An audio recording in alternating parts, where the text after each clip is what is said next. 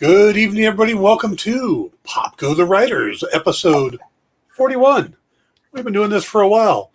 As you can see, we're going to be talking about Hawkeye and Bosk for some reason. Speaking of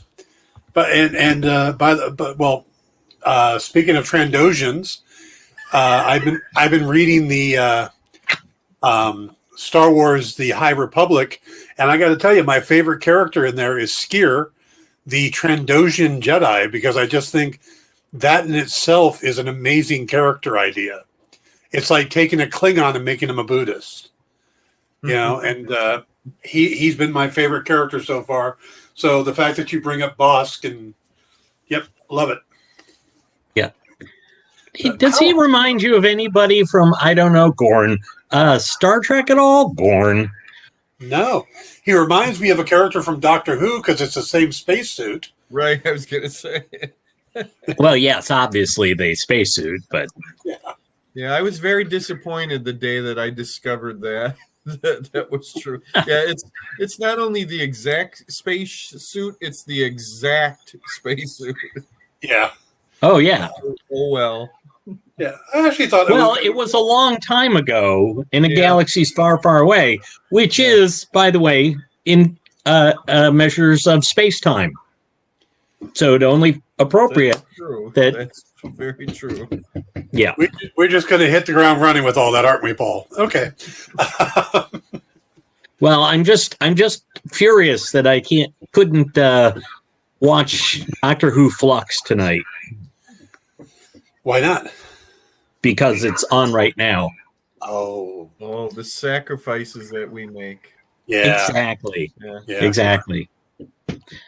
I'm also a little disappointed. I was gonna do like a handlebar mustache, just and introduce myself as Paul Mustache. But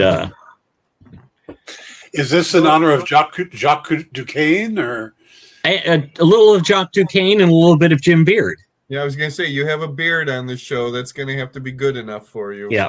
Yeah. It's kind of like ZZ Top. The guy without the beard was named Beard. His name Beard, yeah. Yeah. No relation that I'm aware of. I was so excited to see Jacques Duquesne, by the way, but we'll get to that. All right. Jack. No, it's Jack.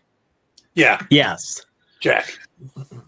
Yeah. I have a feeling going into this, and somehow, as we've been doing this show, I'm becoming more of the negative person, and Paul's the more positive person on these series, which when we had Rosalinda and Dan, I was the positive one.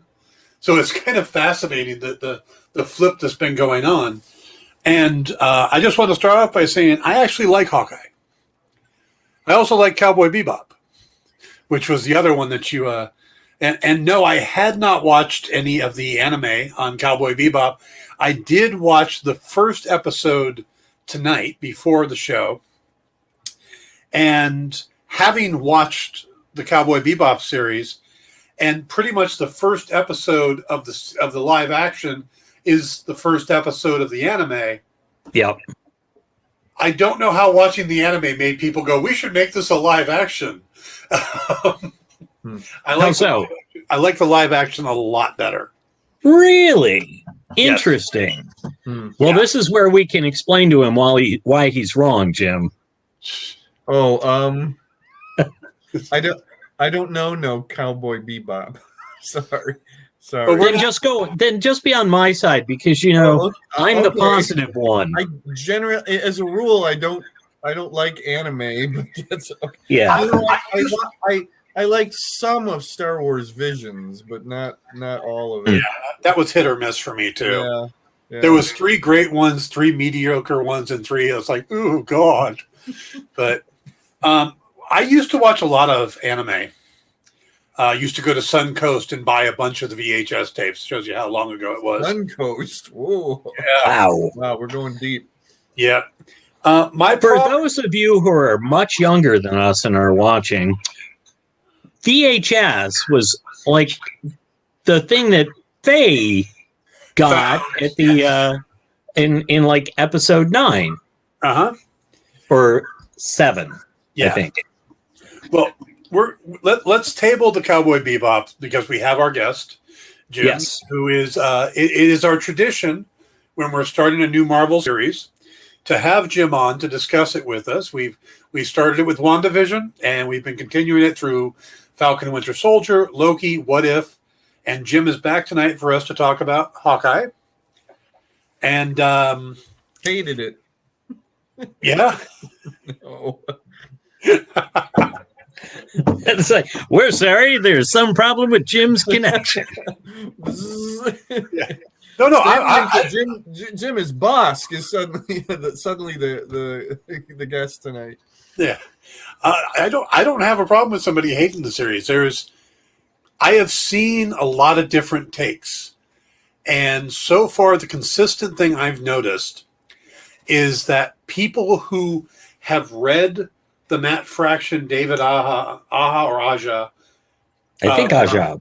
Yeah, I've heard it pronounced both ways, and I don't know him personally. I do know Matt, but I don't know him. That those who have read the series have gone into it really liking it, and those who haven't read the series have had more issues with it. And I haven't read the series, and I liked it. And I'm going to start off, and I'm going to throw this out there, and we can discuss it. My first problem is that, and I think this is something you brought up, Jim, in one of your Facebook posts. Yeah, you have to like Kate Bishop to like this series. Mm-hmm. Kate is, and my problem with this, and with the characterization, is she's close to being what she is in the comics. But what she is in the comics works well off of what Hawkeye is in the comics. But Hawkeye in the comics is a divorcee. He's kind of incompetent. He's more of a seat of his pants type of guy. Mm-hmm. Makes mistakes. He's kind of an idiot. Mm-hmm. And all the women in the series kind of offset that. There's all these brilliant women in the series kind of offset the fact that Hawkeye is kind of an idiot. And I've read the run. I wasn't that thrilled with it. I thought it was a decent run in the comics. Yeah. It was entertaining, but I didn't love the characterization of Hawkeye because it didn't feel like the Hawkeye that I grew up with. You got to remember, Hawkeye started in 1964. He was the only Hawkeye for 40 years, right, before Kate Bishop was ever introduced. Now in the MCU, we get him for 10 years, and we're getting Kate. And it feels like this is a much more competent, mature Hawkeye who knows what he's doing. Yeah. Where Kate is really intelligent, but she's butting up against him. She's butting up against her mom, and I don't really see the reason she's butting up against her mom. It's almost like she's rebelling just to rebel. I mean, they give us that opening of her story when she was a kid. And I got to tell you, that is one of my two favorite scenes in the two episodes so far.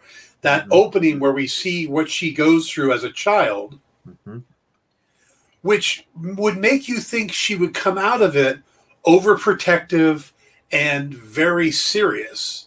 Because that's almost like a Batman type origin, to lose a father, stuff like that. Instead, the next thing we see, she's on top of a roof shooting a bell because of a bet. And that didn't really jive with the characterization we see in the beginning.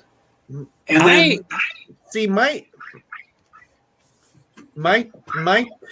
take on it, not being familiar with the Matt Frack. I know Kate Bishop as being in the Young Avengers. That's how I met her. I didn't continue with Kate into the Hawkeye series. Full disclosure, Hawkeye is not one of my most favorite Marvel characters. He's okay, and I like him, but Jeremy Renner is definitely not the comic book Hawkeye and never has been. In fact, it's a fairly different character.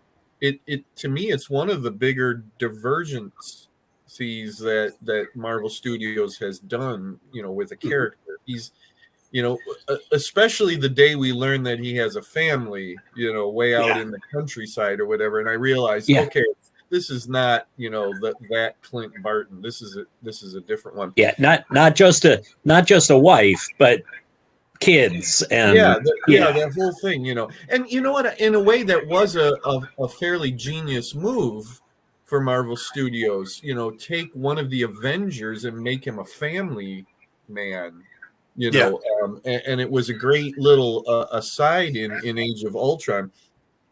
But my take on Kate in this production is that she was Daddy's girl. I had a feeling that from the beginning she sided with her father. There was the argument going on between the mother and father in the very, very beginning, and that in a way she's still rebelling against her mother. She might even hold some kind of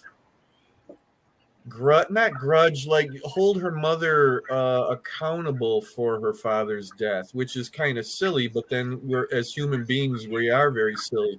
That may be an unspoken thing, but I totally saw it as her not totally being a mama's girl, and I didn't really have a problem. She's a rebellious kid, I didn't think much about it.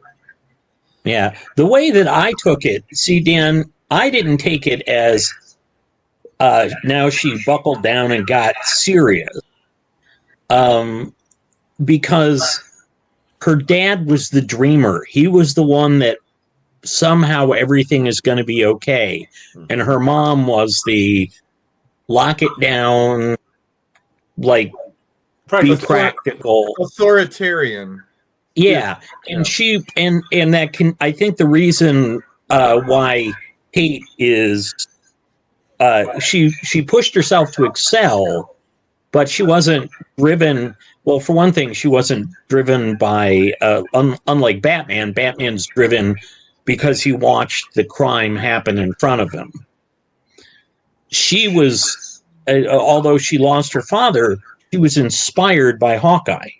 Yes. She saw Hawkeye and said, a person can do this. A regular person can do this. So she went out and she became an incredible archer, martial artist, sword fighter. So to me, she's not as serious because what she's got going is a like, yeah, I'm getting this done. I'm mastering these things that I've always wanted to master. And I think she's a little more of a free spirit, perhaps in reaction to her mother's being so buttoned down, and trying to, because her mom even says later on in the, oh, well, as soon as you graduate, then you can become a part of Bishop security like we've always planned. And she's like, you've always planned. Because, I get the feeling that her mom is like proud of her accomplishments, but sees them as a side thing, sees them as a like, oh, that's really nice. Your first oboe. She's emulating Hawkeye because he's like the substitute father. Yeah, and almost to the second. Yeah. Yes, she idolized her dad, and then she gets very much so. And now everything gets even worse with Jack coming into the picture and trying to, become yet another father, and a father that she doesn't want. But I will agree with you that entire 2012 sequence is really, really good, and I really, really enjoyed that. And we've never really gotten that before. I love how the Battle of New York has become this pivot point or focal point for many different things in the Marvel universe. It was a huge moment for Earth. That we're not alone. And this big, huge battle goes on. I love it because we finally get to see it from a different point of view than superheroes. It reminds me a little of even though the bishops are not the common man, we still got to see it from more or less street level. It's actually terrifying. Well, Sorry, go ahead, Paul. Oh, I was going to say we saw a little bit of that though in the movie with the waitress and the various people. To me, not enough. I mean, well, not as we didn't get to see the emotional impact. It's actually terrifying when she goes into her room and everything is normal, and then one shadow goes past the window and suddenly everything changes, and then an explosion, and then it becomes terrifying. That's a really great moment, and the way that they did it, I thought was really cool. Yeah. What it reminded me of in a little ways, and I know, Jim, you just got the story of Marvel Studios. Yeah. Book. Yes, I did. Okay, I've read the first of the 2 books so far. Okay. One of the things they talk about is when they were creating the Marvel Universe, they decided they needed a Battle of Yavin when they were doing the timeline. They needed that moment that is kind of everything is either before it or after that. Yeah. And as much as Marvel picked the I Am Iron Man line from Iron Man 1, I think the real Battle of Yavin for the MCU is the Battle of New York. Mm-hmm. And that scene reminded me a little bit, in kind of just an odd way, of in the first episode of the 2nd season of Mandalorian, where we see the reaction to the fall of the Empire in that little Mos Pelego town right after the Empire falls, and they're watching the explosions and screams and stuff. It's like we're seeing it from a completely different angle, and I really like that. And I think that's part of what I think that's part of what made that scene really work for me.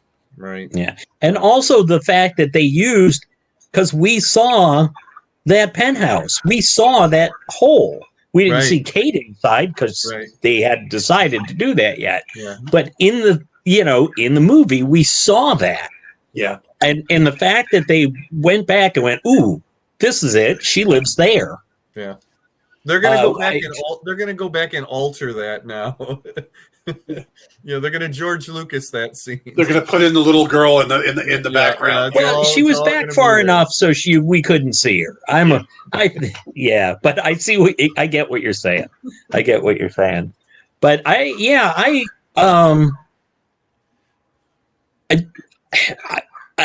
the one thing that bothers me for these 2 episodes is they can't quite decide how competent Kate is. Yeah. At one point, they're like, "Oh my God, she's really amazing, and she's fighting these guys," and then she's like, "Oh, I never thought that people might follow me." Yeah.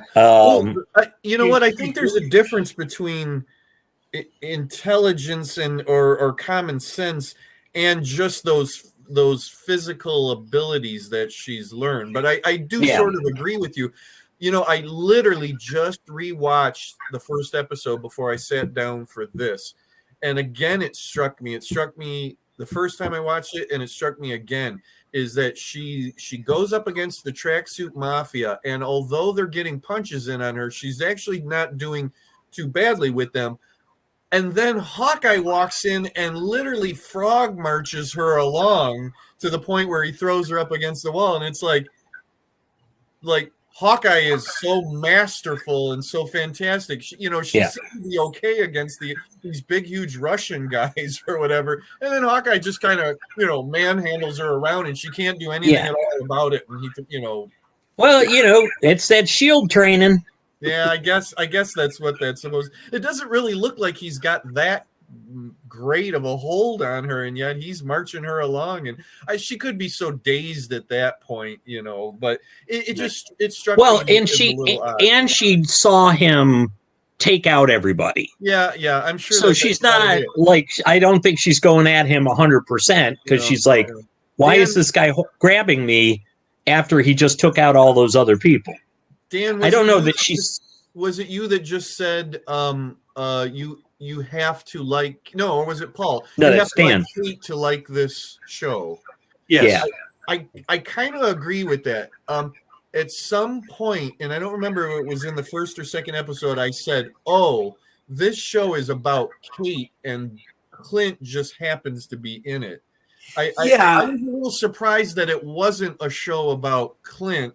That it really, that I think right from the very moment they're telling us this is Kate's series, not necessarily Clint's series. And Yeah. that was kind of interesting too.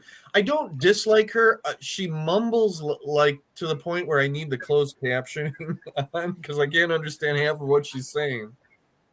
But I don't dislike her at all, and I'm actually kind of growing, to like her. What I need to like more is Renner. I've never, he's not my favorite actor in Marvel Studios. And the only time I've ever really sat up and taken notice of him is in Endgame. I thought he was really great in Endgame, and I think it was mostly because they gave Hawkeye a lot of really great stuff to do and say. But I'm hoping that I walk away from this liking Jeremy Renner and Jeremy Renner's Hawkeye more than I have for 10 years. Yeah. I am a fan of the Jeremy Renner Hawkeye. Mm-hmm. So Really? I've liked the character. Mm-hmm. But such as it is. The thing with Kate is, well, I've always felt that his Hawkeye has been kind of pushed aside constantly. They did that in the first Avengers movie. Mm-hmm. He's not even in Infinity War. So they've really pushed. But I loved his dealing with Scarlet Witch in Avengers Age of Ultron, talking her into getting out there. Mm-hmm. I love the fact that he's not a superhero. He's a SHIELD agent. That's the thing, who gets called into this. But the thing that with Kate is I haven't seen any reason to like her yet. It's like you said that she's really good at things. Yeah, just ask her. She'll tell you. Mm-hmm. Oh, people call me the greatest, world's greatest archer. Who are you telling that? You're talking to Hawkeye, the archer on the Avengers, and you're saying that people call you the world. Are you trying to impress? I mean, she goes from that trying to impress him to, oh, will you sign my bow? Her character has just kind of been all over the place. And like I said, she's rebelling against everybody. She's upset that Jack is there, and they don't give us a reason she doesn't like Jack. They never really, I mean, yeah. Did you watch Jack? Stop. Yeah. They later on show that he's doing all this over-the-top stepdad stuff. But she didn't like him the moment she walked in the door, and he probably wasn't doing the over-the-top stepdad stuff before because they weren't engaged. Yeah. So there's no history to that. I guess she just senses that he's slimy, and she's starting to get confirmation, that. But again, why aren't they giving us any of that? Yeah. Or it's literally just that he's not her dad, and her dad's dead. But her dad's been dead for 13 years. I saw that guy, and kudos to the actor. I saw him, and I went, mega creep. Yeah, right. Yeah. That's all I had to do. He was carrying it off. He was smug. He was smarmy. And that was before he opened his mouth. Like, why does Kate hate him? Because we all would. Yeah. It's because he has a mustache. Yeah, that's... Had they given us even a line of why she doesn't like him, she used to go to Armand's Well, did you not notice what a dick Armand was? The whole family is. Yeah. Yeah, they're low-life scumbags with a lot of money. Okay, I have an even better question. Okay. Why her mother says, I'm going to replace this clock tower for you. You can make it up to me by putting the red dress on and coming to the party. And then she shows up in a black tuxedo. Because she's a tomboy. She's a tomboy. That's one. You know what? That's supposed to be an endearing thing. See, I get what you're saying, because generally I don't find characters like that endearing at all. I'm just not of that, and I think if you're a younger person, you will think that she's really cool and all of that. Again, I usually just go with my gut, and so far, other than the mumbling her lines thing, I don't have a sense, that I don't dislike her at all, and I think as we go along, I'm going to grow to like her more. But it's very interesting because you're pointing out some really good stuff there too. Yeah, because the writers aren't giving us a reason for any of this stuff. She is just acting out, and they're not giving us a reason. They're not giving us a reason to care about her. She's, rebellious. She's overly talkative. I mean, all these character quirks and stuff, which, again, I watched the show a second time, and it bothered me a little less. Okay. But it still bothered me. And things like, why did she decide to wear... Because from the writer point of view, without explaining why she switched to the black suit, it's a matter of convenience so that she looked like the waitstaff so she could do what she needed later in the script. That's because you're looking for that to be. You're looking for it to be bad. That's convenient. No, the reason she put on the suit... No, stop. Wait 1 second, Paul. Is it you filling in the reason she put on the suit, or is there something in the series that told us why she put the suit on? Now, see, Dan, good writing does not require somebody to tell you everything. You do not need to be spoon-fed. You can watch something and watch the interactions. It tells us about her character. She conceded to her mother by going to this thing, but she was not going to concede 100%. On her terms. Yes, right. Exactly. I'm going to have to go with Paul on this one. It's not stated, but it's there, and it's supposed to be a character trait. I rolled with it. I said, she's a tomboy. Of course she's not going to put a dress on. That's not who she is. And that moment informed me more of her character. But again, you're saying that it informed you of the character. Okay. But when you leave it up to the audience and you leave it vague where the audience has to fill in, you're assuming that the character is someone that they're going to like and it's going to be a favorable fill-in. And I'm saying that they haven't really given us enough to make the character likable, so that I think if you are a fan of Kate Bishop going into the series, you're going to fill it in positively. And if you're not, if you're coming in fresh, then you may not. Yeah, which is me. Couldn't care about Kate Bishop one way or the other. I didn't particularly think that she was particularly outstanding in Young Avengers, and I read the Fraction Aja thing, and I'm like the single person on the face of the earth that went, or well, maybe there's a couple more, but I was like, yeah, it's good. I didn't think it was groundbreaking like everybody says, and that's nothing against them. It may just not be to my taste. No, and I agree with you. I read it. It was entertaining, but it wasn't all that great. But you listen to people online talk about it, and it's the amazing run by Fraction and David Aja. Yeah. It's like, okay, it wasn't that amazing to me, and it didn't feel like Hawkeye. It didn't feel like the character. Yeah. And so what I'm saying is I didn't care about Kate Bishop coming in. So, I mean, this to me, I'm not trying to fill in to make her likable for myself. It's interesting to me, though, that you, Dan, as writerly as you are, seem to be pushing for tell, don't show. Well, because I think that they haven't established the character enough. So what they have given us, what I'm saying is they haven't given us enough for me to like the character. They've given me a bunch of quirks and stuff, which are annoying. Well, maybe you're not supposed to. My guess is that there's an arc here, and that it's one of these not so likable character becomes a likable character by the end of the series.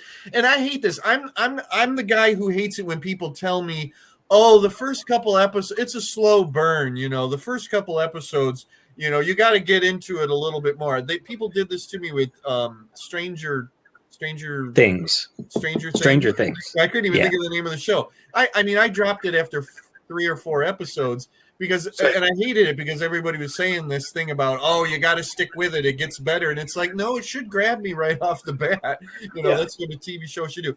I'm assuming that this show is Kate is not that likable of a character. She's a little bit empty inside. And by the end of this, because of her time with Clint, she is going to become a likable character that everybody is going to accept that she is the new Hawkeye. Because it's very much a passing the torch. Yeah, I can see that. But so like I said, she hasn't clicked for me. Okay, that's totally. And there's a lot of decisions she makes that I sit there and scratch my head on. I'm still not sure why, in the middle of the wine cellar fight, she decided to put on the whole Ronin costume to hide her identity. She could have put on the mask. I think then I'm going to say that it's to hide the fact that she's a female and her identity. And she makes a big mistake because right in front of Jax, she says, hello. And it's definitely, to me, I almost thought that he recognized her, and he may have. She didn't change her voice at all. But no, it's funny how I rolled with this stuff because I'm usually pretty hard on these sorts of things. But yeah, I mean, I didn't think twice about it. She wanted to hide her identity, and she most likely wanted to hide the fact that she was female. And that would give her some sort of, advantage. Plus, she probably wanted the entire outfit and didn't want to leave it behind. Well, first thing, I don't know why she'd want the whole outfit because her hero is Hawkeye and the Avengers. Ronin is not an Avenger, or she doesn't know it's Hawkeye. Well, it's a cool outfit. She may have just liked it for its own sake. But if she didn't want her identity discovered, why is she going down there in the first place? Why is she saying the stuff to the, oh, Gary sent me down here? Why is she down there in the first place if she doesn't want her identity? It shores up the bell tower thing. She doesn't think. Yeah. She's not a character who really thinks through the consequences of things. And we find this out later when it comes out that she didn't really hide the fact that her name is on the door of her apartment, building anything like that. No, I think that this is all the way it's supposed to be. She is intelligent as she is. She doesn't have common sense. She trained for the combat aspect of crime fighting without really and the lock picking and stuff like that. This is what she's going to get from Clint. She needs to get more of this stuff. She's headstrong. She's not thinking things through. Her mother said the two things about you think you're invincible. And because you're rich. Yeah, because you're young and you're rich. I thought that was another thing to me that shores this all up. And I'll go back to what I said. I think she's not supposed to be that likable of a character at this moment, and that's hopefully going to grow and change. I'll agree with you. I started feeling that on the second viewing, and I think it's partly because in a lot of ways their characters are flipped from the Fraction run. Aha! Yeah, I was thinking that too. Yes. Yeah. Because she's the one that's making all the mistakes and stuff like that. But it's like the scene where he tells her to stay put. Now, this is her idol. This is the guy that, that she's based her life off of. He's an experienced Avenger. He's proven himself, even in the short time that he's been around her. He tells her to stay put. And she's like, no, I've got to go to work. Why did she have to go to work? She could have called in sick. She could have called in, hey, my house burned down. I have no clothes. I'm staying at my aunt's. I'm going to take the day. Well, oh, no. She can't say she's at her aunt's because that gets that information out there. But I think it's another thing that she reflexively pushes back because we see it repeatedly. there's all this stuff. She even said, as much as I want to do what you're telling me to do, I can't. Yeah. And again, so but that also was a lack of self-awareness. Yeah. But that weirdly. So that's why I haven't grown to like this character. There hasn't been anything.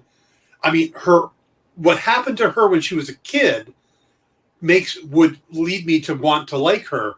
But everything we've seen since, she's not a likable character. Yeah. You know, she's kind of annoying. She pushes back against everything, and they haven't. And you can fill in, you can mentally fill in, but they haven't really given us a reason to like her as the 23-year-old adult. Mm-hmm. You know? Yeah, and I'm not filling in anything as far as liking her, not liking her. Mm-hmm. I'm saying they're showing us her character. Yeah. But I don't worry so much about whether I like her or not. That's not that is important to you to bring on. But I don't care about, again, I don't have to like her to watch her journey. I do like her because her response as a kid was, I'll do whatever I can for you. Okay, then I need a bow and arrow. See, I liked her as a kid a lot. I loved that scene. But everything she's doing, whenever Hawkeye is not there, it feels almost like a sitcom.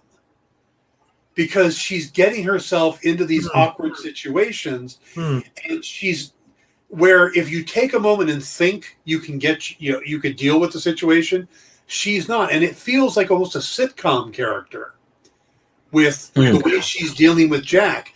So I'm not really enjoying the scenes that are just her with her mom and with Jack and stuff like that, where it's better when her and Jeremy are on the screen together, and I'm really enjoying him by himself. Yeah, the LARPing scene, which is not one of my favorites, at least it's not awkward. I mean, it's weird, and I've got some questions about why are they LARPing on a Monday? Yeah. Wouldn't that be a weekend event? Maybe it was a 3-day weekend. But she had to go to work. My issue with that whole scene was that it overstayed its welcome. I thought it was it was long for the payoff to be he gets the suit back. It was like, wow, this is a really long kind of they're introducing just to get the suit back. I think it's to introduce the character Grills. Grills is in the comics as he's one of the people that lives in Hawkeye's building. Okay. So if Grills just an Easter egg, then that is a lot of wasted screen time. Yeah. Hey, speaking of introducing a character, am I to assume that Kate's friend Greer is the cat, aka Tigra? It's possible because Greer is not a normal name. No. As soon as I heard that her name was Greer, I thought, wow, very cool. They're introducing Tigra, already, or the cat, aka Tigra. Okay. So, all right, I didn't see not reading the series. I didn't realize that about that character because I thought this is a pretty big sequence for just to get that suit back. When okay, he gets the suit back. So what? Yeah, it was an unnecessary scene unless it sets up that character. Unless Grills comes back as an important character at some point. I'm not entirely sure they won't make use of all the LARPer or a chunk of the LARPer because as the lady said, hey, we're mostly cops and first firefighters. I know who you are, but I'm envisioning a scene of all those characters fighting the tracksuit mafia. Like Kate and Clint organized them to fight the. Yeah, it did kind of the thing that bugged me about that was I know who you are, but we got to do this as opposed to going like, hey, Grills, come over here. There's a superhero who wants to talk to you. Yeah, the guy that saved the planet. He's here to talk to you. Come here.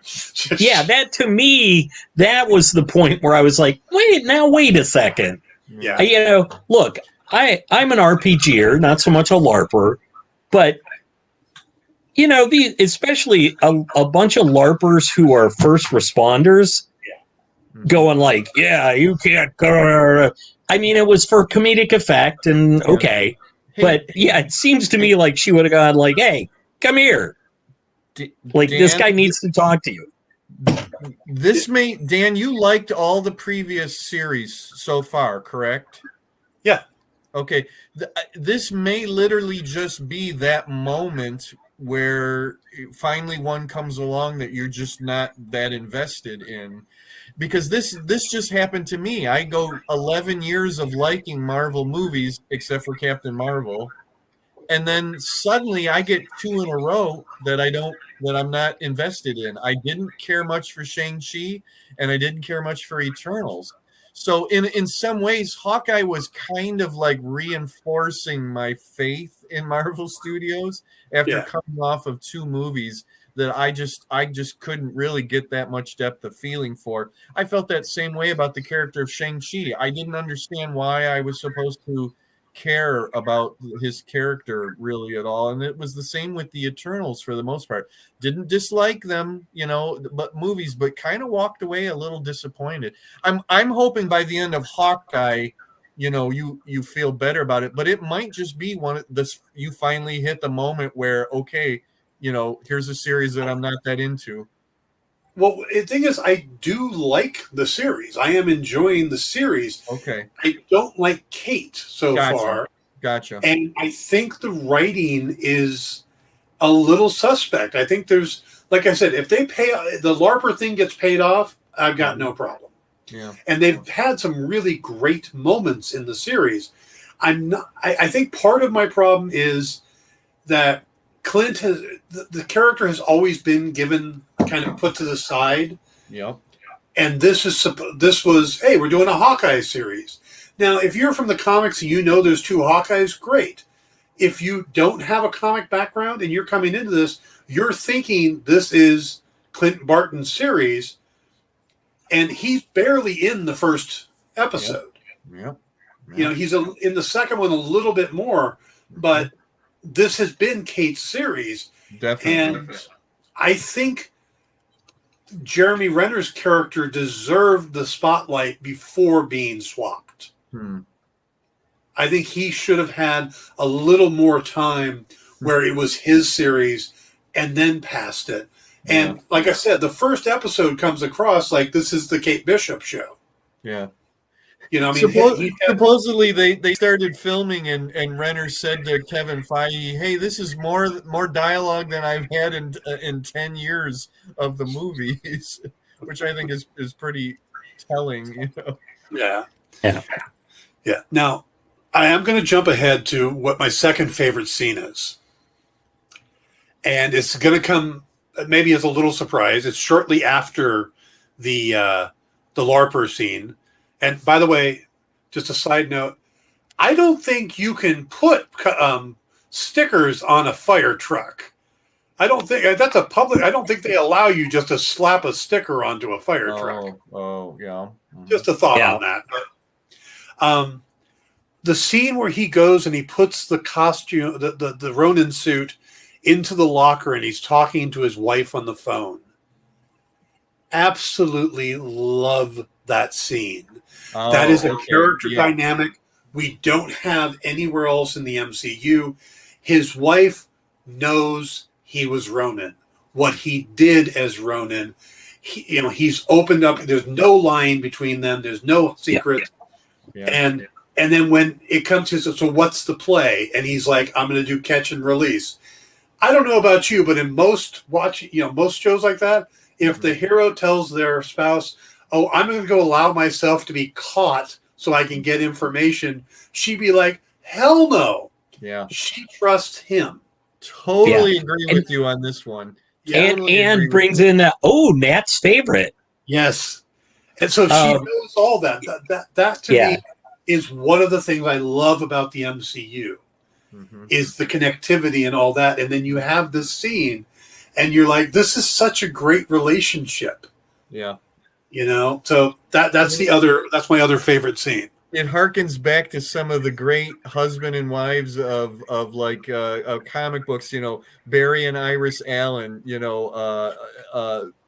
where you don't have to get the spouse going, oh no, don't do that, or you come back here right now, or anything like that. Yeah, I really love that. Tracksuit Mafia, oh, not those assholes again. Yeah. that was really. Yeah, she knows. I'd love to hear the conversations when she comes back from the blip and he has to explain the whole Ronin. Hey, by the way, honey, I went out with a mask on and killed a bunch of criminals. Well, did you keep the mask on? Would be my first question. Yeah, that's it. Because that was the first thing. As long as you kept the mask on, we're good. So really, we're assuming that him asking Kate, "Did you take the mask off?" was also what she asked him. Yeah, Laura asked him. So but yes, that I like that dynamic. I still miss the fact that Hawkeye isn't more the brash quipping guy, which I think you could still have that same interaction. He's just always so freaking glum, and I know he's had reason to be, but and I'm trying to remember. I think a friend of mine said that they think that Hawkeye ended up not being quite the quipster that he is in the comics because you already had Iron Man doing all the zingers. Yeah, exactly. I mean, this Hawkeye has PTSD, I guess. And then he's got the hearing loss thing. Right. What's interesting about that is he does have the hearing loss in the comics. But for somebody who doesn't know that, they may have thought, wow, what a really interesting development they're doing, with Hawkeye here, where everybody else is like, oh no, he's had that for quite a while in the comics. Well, what's really interesting is that they've made him deaf twice in the comics. They did it in the original first Hawkeye miniseries years and years ago. Where he bit on the sonic arrow to prevent the kill thing with when he meets Mockingbird, and then I guess they solved that or they fixed him, and then they did it again in the Matt Fraction run. They had the clown character basically jab him in the ears with his own arrows. I love the way they did. I love the way they did it in the series. Kate says, "What happened?" And instead of him telling her or telling us, we get that quick montage of scenes, too many explosions, around it. And his reply, hard to say. Yeah, hard to say. Yeah. And when you can't hear, it's hard to quip. It's hard to get those one-liners out when you're not really hearing everybody very well. Right. I did love the fact that he turned. Did you turn off your hearing aid? Oh wait! Because I said this earlier today on a podcast I do here in town. If that wasn't like a huge indictment of Broadway musicals, I don't know what was. Like that's literally like it was so true, but like wow, what a slam against Broadway musicals. Well, and I thought I took it as a tiny poke at Hamilton, but as you say, more of a general slam against musicals. I give him credit for sitting through halfway through it. I just saw a few seconds of it, and I wanted to walk out. It was a bit cringy, wasn't it? And the costuming, costuming reminded me of there was a cartoon that I think is still on Netflix from years back called Avengers Next. Yeah.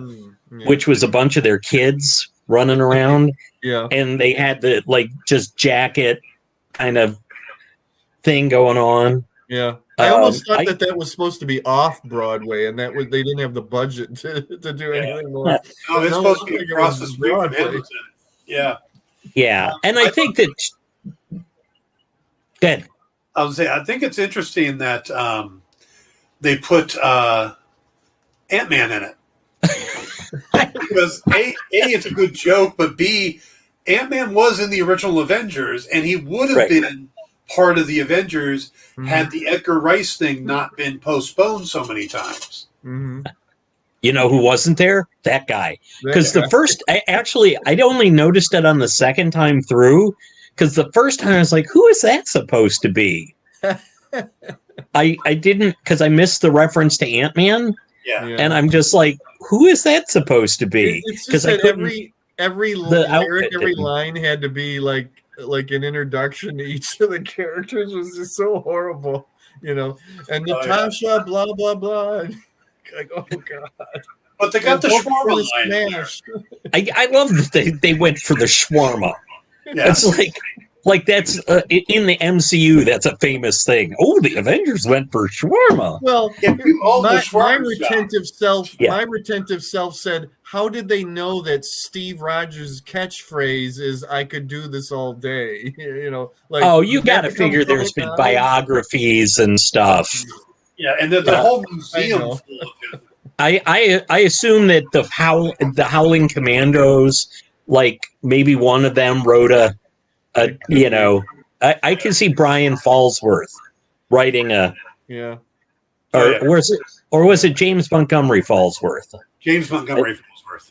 Yeah, it always throws me off because James in the comics was from World War One. Yeah. Right. Yeah, but I could see him definitely writing and then my adventures with the Howling Commando. I feel like Steve has been betrayed, and one of his, private catchphrases has been revealed to the whole world now. Oh man. Yeah, it is a pretty cringy thing. But then I love the fact that he goes to the restroom afterwards. That whole restroom scene. First, Can I have a selfie? yeah. But I love the graffiti of Thanos' and Yeah. the look on his face was Yeah, like, you got to watch the look on his face. Like, yep, maybe. Yeah. like maybe, yep. Yeah. I love the initial look when the guy goes to the urinal right next to him, Yeah, like and his first thing is just the dude, you don't do that look. Yep, breaking the bro code right there. Yeah.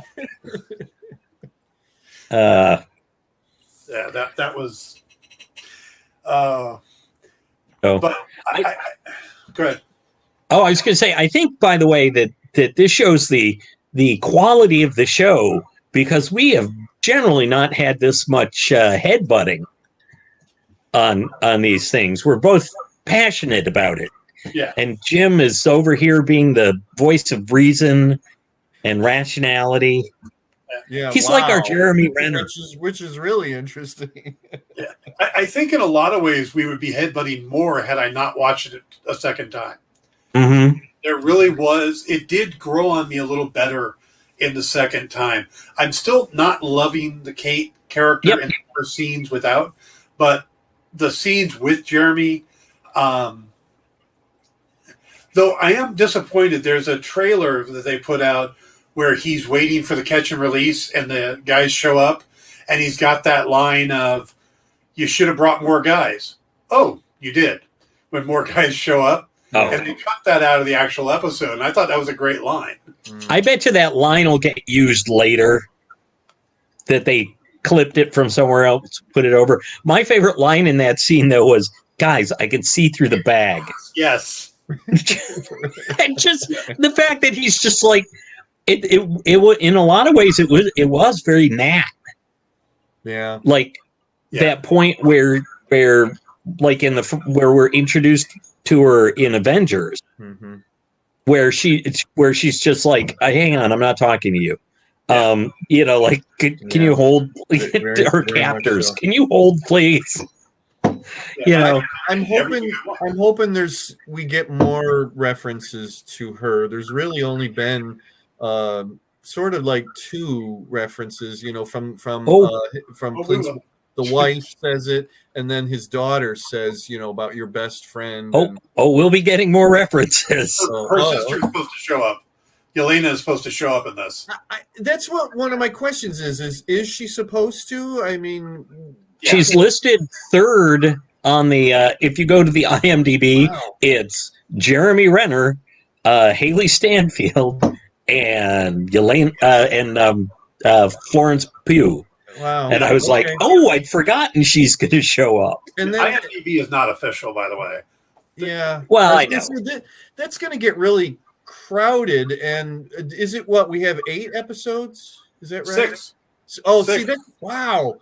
Yeah, we're already a third through. Yeah, and if they're gonna, I mean, I'm all for it if to give them, the benefit of the doubt and that they can do it, but that's gonna get crowded because we have Echo. Yeah. Here's Although what I want. I want the costumes. I want the costumes that are shown in the the poster or whatever. I got to get to that point, and I want some explanation as to why purple. Like somebody has to ask, one of them or the other, like, why purple? And hopefully there's like something in Clint's background that to go with purple. Well, we may learn that because when they talk more about Jack Dane. Be really interesting to see if he really becomes anything close to the swordsman. I think he's the one running. I think he's associated with. But I could be literally like Echo's running the something resembling an outfit. Yeah. Or even saying the name or something along those lines. I'd like. We're not going to get that full blown swordsman probably, but just something a little, closer to the comic book. I have a twist thought watching this, and it kind of lines up. Okay. If it turns out they're trying to set Jack up as the bad guy so hard that he comes across like a red herring. Mm-hmm. Yes. And it does seem like the mom is more likely to be the bad guy. I think there's a twist coming. I'm going to go with what you're saying. I think there's a twist coming. What if Jack is actually a SHIELD agent that used to work with Hawkeye? That's how they've got a connection. Like Swordsman and Hawkeye do in the comics. Yeah. And he's trying to get close to Eleanor because of this connection she has to the underworld, that he's trying to do the long con.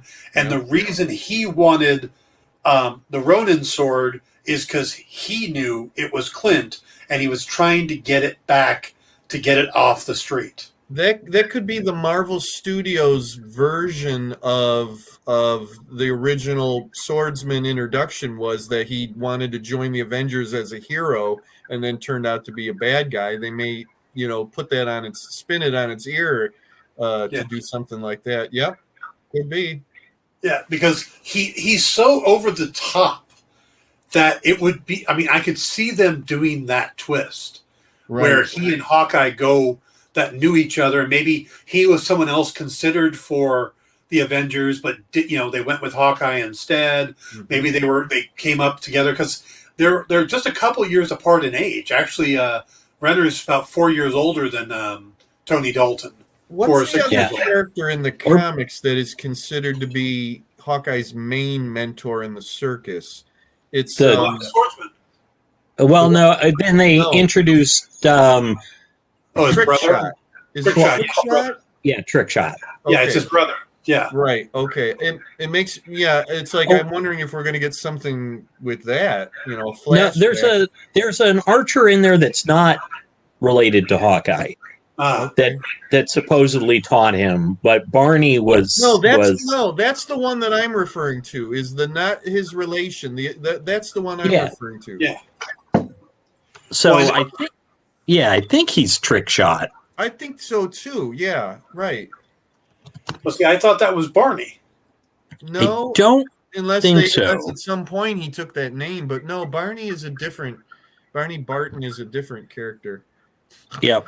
Let's see them try to get away with using that name. Barney in the modern Marvel Studios universe. Oh well, hey, Barney Barton. This guy's name is Buck Chisholm.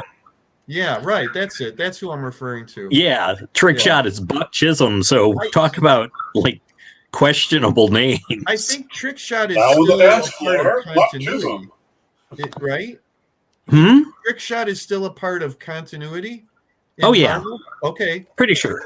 Yeah. Yeah. Okay. But no, that's just the idea that hit me that Jack could actually be a SHIELD agent, and Yeah, I love it. I because they can haven't totally seen see it each too. other. Yeah. Yeah. You may have just ruined the show for me. Or spoiled the show for you. Then you're welcome, because I think that would be a great plot twist. There's no reason to watch it anymore now. You just spoiled the Just whole thing. stick with it. Just stick with it. Paul, you're only saying that because you need to have somebody to be on your side of this little argument. Yeah, I did the same. Yeah. I did similar the other night to Lisa while watching Red Notice. I went, "Oh, I have an idea." She says, "Tell me." I went, "No, you're going to get mad at me if it's right, saying I ruined the show." She goes, "No, it's fine." So I told her, and it turned out to be exactly what they did.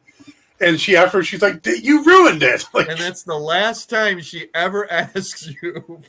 No, for anything like that again. She'll ask again. Okay. Yeah. But I see. But the longer we go, the more I think that you see a lot of potential in the show, Dan. I do. agree. Yeah. I started off by saying I like the show. You guys think because I don't like one character that I don't like the series. Why do you hate America, Dan? And women. Yeah, I think he hates women. Yes. Yeah. I've been expecting that, the misogynistic argument, because if you don't like Captain Marvel, you're a misogynist. If you don't like Kate Bishop, you're a misogynist. It's like, no, I can not like a character because of who they are and nothing to do with their gender or race or any of that stuff. In kind of the general defense, there were so many loud misogynistic comments on Captain Marvel. It was kind of understandable, if not appropriate, that people would go. I mean, there were just so many people that just came out. So yeah, people are entitled to not like Captain Marvel, but I think people, fans of the movie, jumped to a conclusion because they were getting bombarded. Right. No, I didn't have any problem with that movie until I saw that Brie Larson couldn't act. Yeah, see, now this is where I'm doing what you guys were doing. I always took it as the reason she's kind of stiff in it is because this is a character who had her mind wiped. She's still learning who she is, but I've seen her act in other things. And that's what people tell me, and it's like I don't know what it was, but she just comes and just is very unlikable, and just so. And I know what you're saying about that thing, and I sort of agree, but to me it didn't feel like she was into the being in the movie, like it just wasn't holding her interest enough, and she just really wasn't delivering. Interesting. That fascinates me because I was there for the whole thing. It worked for me. But I was good with the Captain. So yeah, as far as her being into it though, man, she as far as really like being invested and kind of loosening up. Yeah. In Endgame. You got something for me, Peter Parker? You know what's funny is if I had to say that I liked her at all, it would have been in Endgame. Yes, I agree. But they have to go through one whole movie with her. See, but I liked her fine in the movie. Yeah. So, which I'm not saying you should. It's going to be. I'm just saying I through the Marvels. I'm hoping that I like Ms. Marvel enough because I love Photon or whatever the hell they're going to. We're calling what's her face. Monica. Yeah, I love her, and I'm hoping I like Ms. Marvel because have to sit through another movie with Brie Larson is gonna hurt. Oh, see, and yeah, I've seen her in other things again, and I think she acts I think You know she's what? very, very It's sort good. of like Hayden Christensen. Everybody says that the guy can act and has acted, but in Star Wars he just walks around like a piece of wood. You know, Yeah. So And you I think have to, like, it's like I keep- he's not the right person for that project. To me, I don't think she was the right person for that project. that could be it, but it also, you have to remember that they're given direction. And I a lot totally of people agree. Yeah. and a lot of people talking about Hayden Christensen Mhm. said that he basically was acting the exact way George Lucas told him to act. Yeah. So you got that factor in as well. I won't get into it now because I'm gonna say Ewan McGregor. It's like Ewan McGregor, brought his acting to Well, yeah, those but movies. if And you're I'm sure directing, George didn't probably tell him, "Hey, stop being so good and be a little more wooden." Although the best example, I think, of a really great actor who is just stifled in a part is Keanu Reeves in Bram Stoker's Dracula. A performance so wooden they could have driven him through the heart of the I got vampire. you one better. Keanu Reeves in Much Ado About Nothing. oh God, yes. I love that movie. Just love it. Except for him, he's horrible in it. Just horrible. And I consider Kenneth Branagh an amazing director. Mm-hmm. And everything I've seen him do, I've loved. Yep. So, yep. There you go. Yeah. So anyway, but we're down to about 25 minutes, so maybe we should jump back at the Bebop. Right. Oh no. Let's stick with Hawkeye for a little bit more. All right. So I can't do the Bebop. Sorry. Yeah. We can pick up on Bebop next week. Okay. I just have to prod Dan every once in a while. Okay, I understand. Because you've noticed that when I don't like a character, I don't like America and I'm misogynistic. You don't like a character, he says, I understand why you feel that. Yeah. So well, I don't have to put up with him every week. I think we need to talk about the dog. Or vice versa. We haven't even mentioned the dog. Yeah, the dog. And so my take on that is you are both dog haters. By the way, did anybody notice how the dog went from bedraggled to clean without ever seeing it being cleaned up? There was a stunt dog in there at one point that didn't look a damn thing like the Oh, full, really? I I didn't notice that. I guess the idea was supposed to. Yeah, I guess the thing was supposed to be that it had just dried off, and it looked better. Was the thing with the eye because the one mafia guy kicked him? Yeah. Oh no! I couldn't tell. In the comics, yes. Okay. Yeah, but no, we haven't learned why he's one-eyed now. Oh, in the show. In the first episode, when he first shows up, you cannot see clearly enough if he has a bad eye. But then when he jumps on the guy who just found the watch, that guy kicks him right in that same side of his head. So I was assuming that was why that was closed. No, he does have the eye. Yeah, when Kate is talking to him, he's sitting there with his eyes. Okay. I do find it interesting that in the comics, it's Hawkeye, it's Clint who saves the dog, and it's his dog, and they flipped it. It's like they're giving a lot of the best moments from the comics to Kate. It's because this is Kate's series. Yeah. It is. Well, it's totally Kate's story. And also very much because, again, Jeremy Renner's Hawkeye is the serious shield agent. Mm-hmm. He doesn't. Yeah, he doesn't do the flamboyant stuff so much. But it also comes across that this is the pro dealing with a bunch of amateurs. Mm-hmm. She's an amateur. The Tracksuit Mafia are amateurs. Just down the line, having to deal with the LARPers. It does come across that he is like, oh, God, I fought Thanos and I have to deal with this crap. Right? Yeah.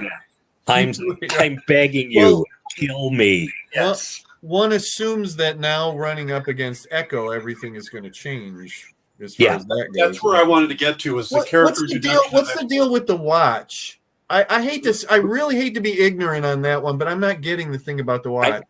I believe it's the watch Tony wore in Civil War. It's not.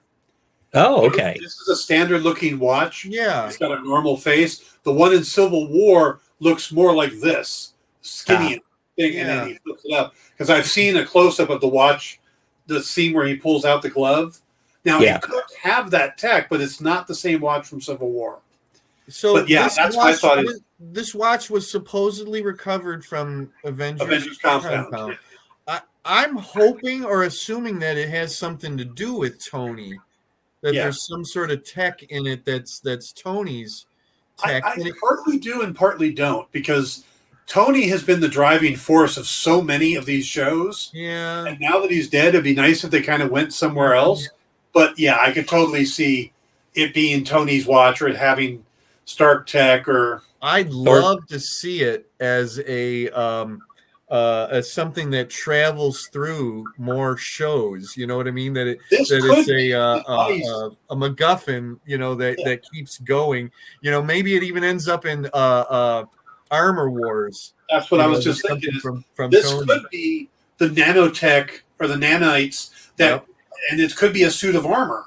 Yep. In the watch, and then instead of a briefcase, it's the watch. I mean, that it could lead into Ironheart. It could lead into Armor Wars. It could be really fun. Yep. Or it could just be a watch. Yeah. I don't know. I thought I saw like a red metallic. It was face was a red metallic with a silver case. Mm-hmm. So it's probably the Silver Centurion armor. Yeah, probably. It could be. So yeah, it could be the Stark tech that launches Armor Wars. It absolutely could be. Which that would be interesting. Then if the Tracksuit Mafia is being funded by the power broker, Sharon Carter. Yeah, I'm interested to see if Yelena ends up with some warring loyalties when she's like dead set on getting Clint. But I can't imagine that she's a fan of the Russian mafia. No, but I think I don't think she's going to come in all guns a-blazing because she knows what Clint and Natasha were. She saw that hidey hole they had in the subway. Yeah. So I don't know if she's going to come in guns a-blazing. Yeah. Talk about, you were talking about you need more to reinforce the things that we're being told about Kate. I'm hoping that Yelena doesn't come in like that at all, because as far as I'm concerned, why would she just blindly believe what Valentina is saying? I think she's going to need a lot more reasons just to say like, oh, this is the guy that killed your sister, like, or is responsible for your sister's death. Like, if I was her, I'd want a lot more information about that. Well, there's been, she could have been presented a lot of information in between the show and that's the movie. What I mean. I want to hear about that. And you know what? It doesn't. Yeah. That's the other thing. How does anybody else know about how Natasha died? I don't know that they know how Natasha died, other than she sacrificed her life.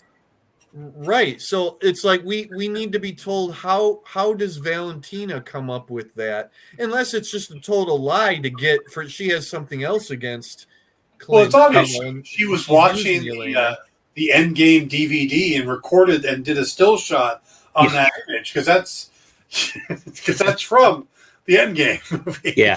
No, my feeling is just that Valentina is that plugged in. She probably had got access to Avengers log.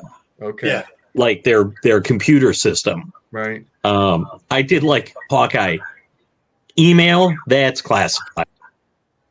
Right. I'm a little worried. No, thank you. I'm a little worried about the ruins of the Avengers compound. It has really poor security. Digging through it and pulling out artifacts from it. Yeah, I mean, I can understand a watch being taken by somebody, but a sword and a costume in an ornate box? Yeah. Well, And maybe did it was nobody- done while the Avengers were off taking care of something, like during Endgame. Yeah. Well, for one thing, we as far as we know, there are no Avengers since Endgame. We don't know. There's no formal Avengers structure in place Right. as far as we know. That and that's the whole thing, is that maybe they have to come back together. But that there's no, and the other question is doesn't anybody wonder why the Ronin suit would be at the Avengers compound? And Yeah. why did Clint put it at the Avengers compound, for that matter? I think he was wearing it when Natasha came for him. Yes. That's true. So right. I think he I get probably it. So yeah, he may have gone back there with the outfit. and just shucked the outfit. Yeah. Yeah, if I'm a bad guy, I'm just going to assume that they captured Ronin and took his gear. That was my thought. Is that All right, I got a little thing for you guys. I don't know if you know this, but there's a potential tie between the Hawkeye series and Daredevil season 3. I think I may have heard about this, but rail on. But basically, where the auction takes place and the ballroom, that hotel is the same hotel. At least it's filmed in the same hotel that Wilson Fisk was put into by the FBI when he was taken out of prison. In the Daredevil series, it was called the Presidential Hotel. Mm-hmm. It doesn't get a name in the Hawkeye series yet. Yeah, I think we did see the marquee, and it might have been the Presidential. Okay, so I'll have to watch again, but there was a moment where I saw the. Yeah, so that's the hotel that Fisk started using as kind of a base of operations. He had that extra room put in. So it would make sense if Fisk was either living in that hotel still and they had the auction there in hopes of him coming to it, or that he was the one having the auction. But then in the comics, he's the one behind the Tracksuit Mafia. So and he has a connection with Echo. Yes. Right. Yeah. Okay. And they also make a point of the fact that Ronin they didn't call him the kingpin of crime, but they said something about a crime boss or he got really close to the crime boss, and So I'm all for it. Yeah, I think they are setting us up for a D'Onofrio return. Yeah, but only 6 episodes. This is. Yeah, that's short. Yeah. But I must say the folks behind this though are two people who I trust pretty well. And I can't get his name right, but he was the person who created Middlemen. Mm-hmm. Javi Garcia or something. Yeah. Yeah. Sorry, I tried looking it up and I couldn't even find it on the IMDb. Those people curse them. Yeah. But and also Christopher Yost is one of the early writers for MCU. Yeah, and Matt Fraction is listed as a consulting producer. Yeah, or something like that. Yeah, which is cool. That's nice. Although I get the feeling, because I've seen people complaining, and including teams like David Aja, about how much they lifted his aesthetic. Yeah, and basically he gets a thank you. So I think it's kind of weird that we'll make Fraction a consulting producer, but then Aja's just saying thanks, man. We're talking about the whole animated opening. Yeah, right, and the style of the posters, and the closing credits, Yeah. I actually saw in one report, I think it was one of the bigger sites, that basically referred to the comic as Matt Fraction's writing and art. Like David Aja didn't even exist. Fraction did all of it. So I've seen a couple of that. And it's like, okay. But What do you think of the Echo introduction? I noticed that I find it kind of fascinating that she is completely bathed in red light, which again kind of makes you think of Daredevil. Yeah. What? No. Yes. I'm not that familiar with the characters, so I'm just waiting and seeing. I thought, okay, here's Echo, and there's just really not enough there to really. I'm going to give you this the cynical take on Echo. Mm-hmm. She was basically I don't remember who created her, but she was basically an attempt to redo Elektra.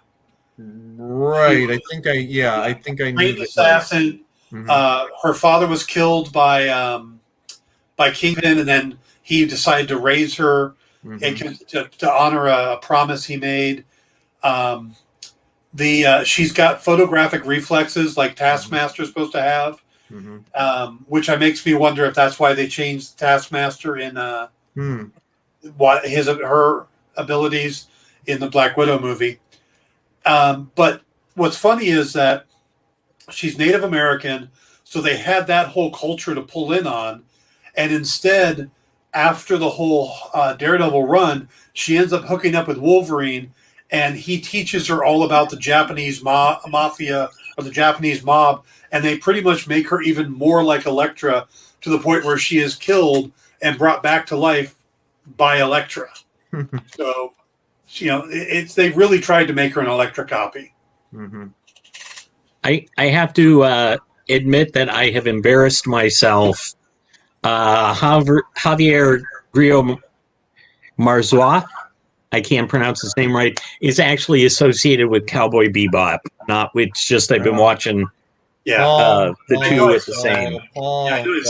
Sorry. But Christopher Yost is involved in. Are you sure? Or is he still? No, I'm not. I think he's I'll have to check Bebop as well.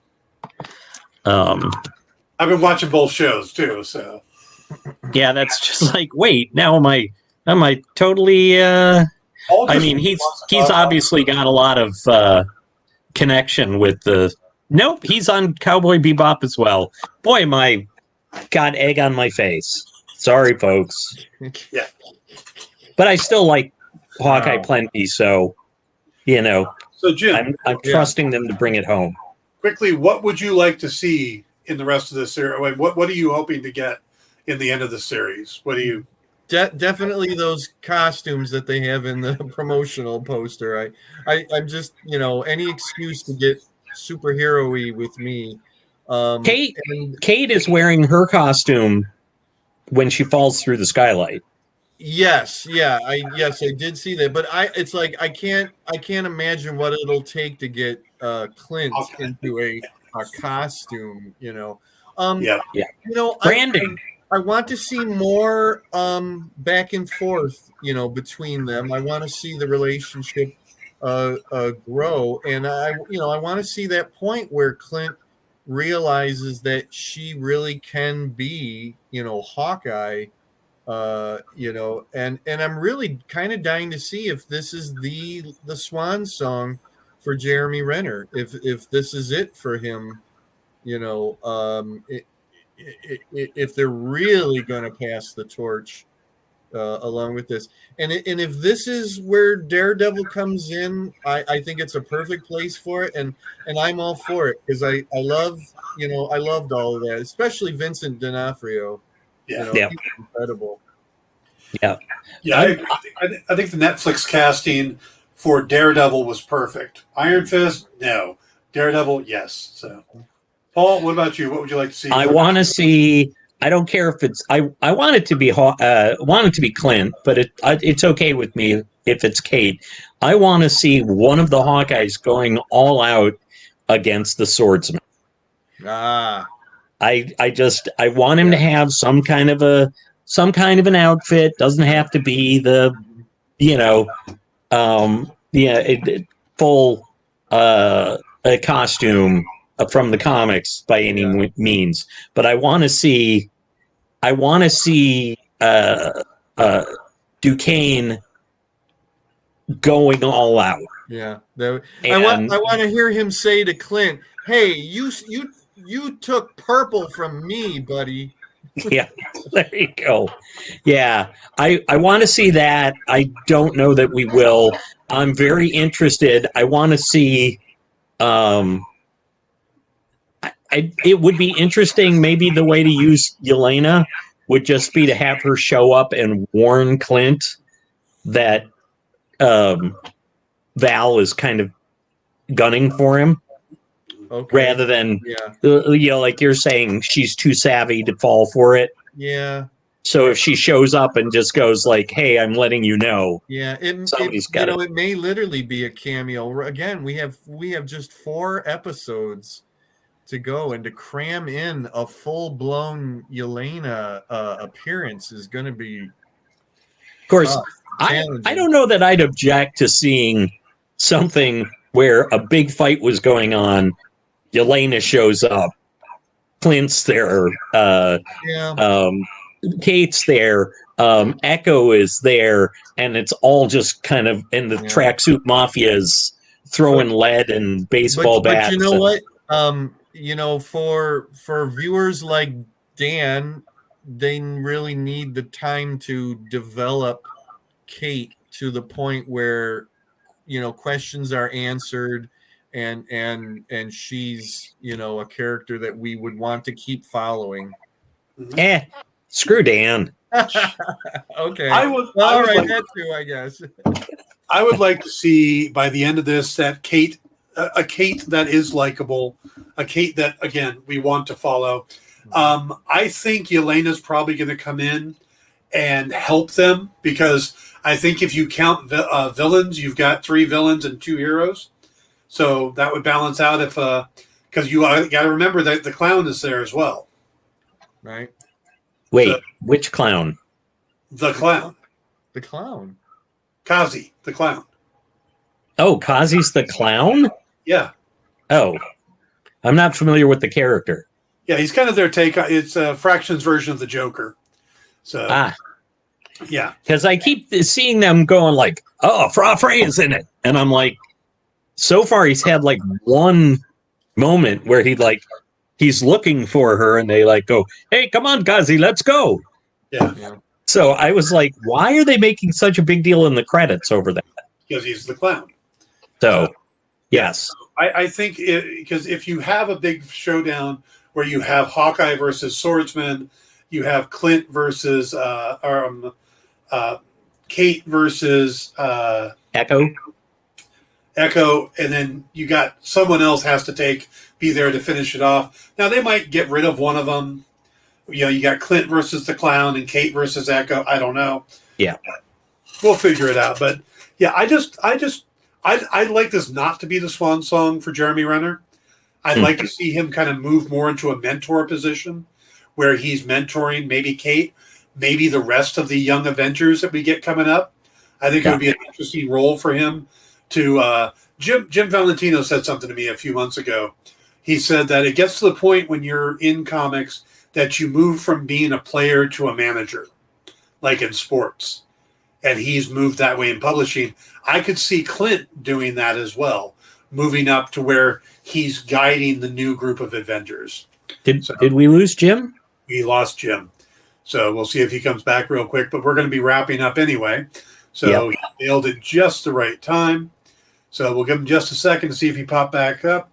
But, yeah. And then we will catch up on Cowboy Bebop next week because we'll only have one episode of Hawkeye to talk about anyway.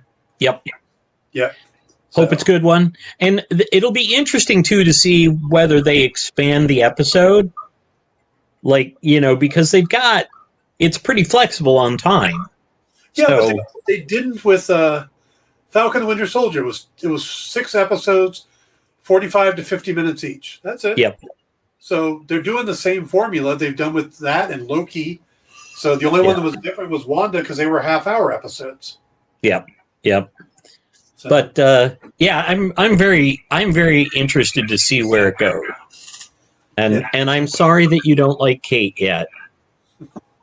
So I'm on the. I mean, as far as liking, I'm sort of on the fence. But yeah, Jim just texted. His laptop has died. So no. Yep, we're going to wrap it up there. Okay. See you guys next week we will talk more about both Hawkeye and Cowboy Bebop. So hope you all have a great